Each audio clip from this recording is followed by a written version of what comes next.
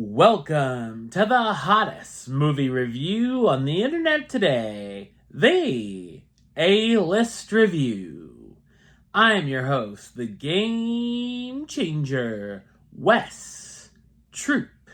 And with the release of Beetlejuice on the horizon, I thought it would be a great time to go back into our mint-flavored time machine and travel back to the year 1988 to take a look at the original film. My review of the 1988 supernatural comedy, Beetlejuice. Coming up now. It's showtime.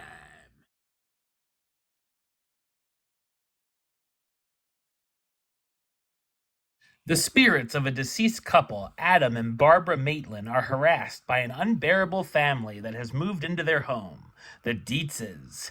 Adam and Barbara don't heed the advice they're given and hire a malicious spirit known as Beetlejuice to drive them out. So what did I think of Beetlejuice? I thought it's a wonderfully wacky supernatural comedy. It's directed by Tim Burton, who's also known for directing films such as Pee-wee's Big Adventure, Batman, Batman Returns, Edward Scissorhands, Ed Wood, Mars Attacks, Big Fish, and Beetlejuice. The production design, art direction, and visual effects look spectacular and gave us the first real look at the style Burton would become known for. There's different kinds of practical effects, including stop-motion animation and puppets like the sandworms. Burton had said that he wanted some of the effects to look cheap like a B-movie, and I think it's a nice blend. I really enjoyed the world building here and its unpredictability. As we see in this version of the afterlife, anything can happen. Things get bizarre and certain aspects may not always add up, but it's still a lot of fun. The story can be a bit messy at times, as there's a lot of random stuff going on. It's throwing a lot of interesting ideas into a blender, and it comes out as a surprisingly good mix. The film has a lot of good laughs throughout, mostly coming from some of the macabre gags and crazy antics of the ghost with the most himself. Beetlejuice is a funny and obnoxious character, and each time I rewatch it, I'm kind of surprised at how little screen time he actually has throughout the film.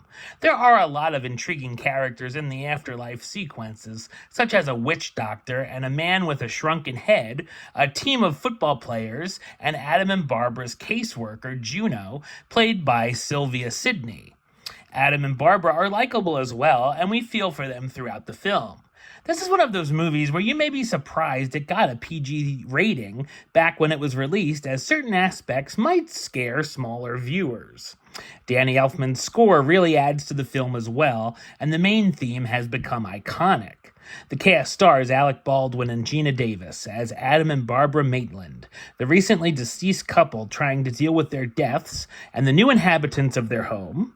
Michael Keaton as Beetlejuice, the bioexorcist whose tactics are beyond questionable. Jeffrey Jones as Charles Dietz, the former real estate developer. Catherine O'Hara as Delia Dietz, Charles's second wife, who's a sculptor and conceptual artist. Winona Ryder as Lydia Dietz, Charles's teenage goth daughter who can see the Maitlands and starts to befriend them. And Glenn Shaddix as Otho Fenlock, the Dietz's interior designer. The film won an Oscar at the Academy Awards for Best Makeup. Beetlejuice is an ambitious, weird, and highly entertaining horror comedy that would go on to influence many films years after its release. It's simply to die for.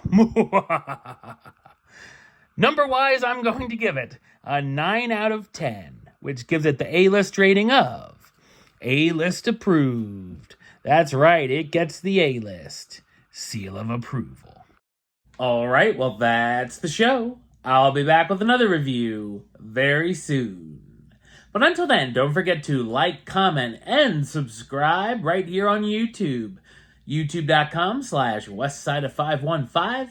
Like the show on Facebook, facebook.com/westtroupaylist. And of course, you can follow me on the Instagram and Letterboxd at WesAList. Until next time, Troop out.